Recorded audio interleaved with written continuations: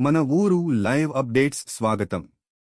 నెల్లిమర్ల నియోజకవర్గం డెంకాడ మండల కేంద్రంలో గల డెంకాడ ప్రాథమిక వ్యవసాయ పరపతి సహకార సంఘం ప్యాక్స్ నూతనంగా ఎన్నికైన చైర్మన్, డైరెక్టర్ల ప్రమాణ స్వీకారోత్సవ కార్యక్రమం ఘనంగా నిర్వహించబడింది.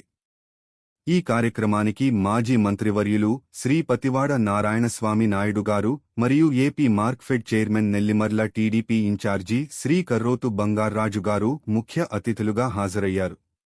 ఈ సందర్భంగా బంగార్రాజు గారు మాట్లాడుతూ, రైతుల అభివృద్ధే ప్రభుత్వ ప్రధాన లక్ష్యమని, ప్రాథమిక వ్యవసాయ సహకార సంఘాల ద్వారా రైతులకు నాణ్యమైన సేవలు, ఆర్థిక భరోసా కల్పించేందుకు ప్రభుత్వం కట్టుబడి ఉందని తెలిపారు. ప్యాక్స్ సంస్థలు రైతులకు అండగా నిలిచి వారి అవసరాలను తీర్చేలా పనిచేయాలని నూతన చైర్మన్, డైరెక్టర్లకు సూచించారు. అలాగే సహకార సంఘాలు గ్రామీణ ఆర్థిక వ్యవస్థకు వెన్నెముక లాంటివని, నూతన పాలకవర్గం సమిష్టిగా పనిచేసి రైతుల విశ్వాసాన్ని నిలబెట్టుకోవాలని ఆకాంక్షించారు. నూతనంగా బాధ్యతలు స్వీకరించిన చైర్మన్ ప్రదీప్ రాజుగారు మరియు డైరెక్టర్లు రైతుల నమ్మకాన్ని నిలబెట్టుకుంటూ సంఘ అభివృద్ధికి కృషి చేయాలని, ప్రభుత్వ పథకాలు అర్హులైన ప్రతి రైతుకు అందేలా పనిచేయాలని సూచించారు.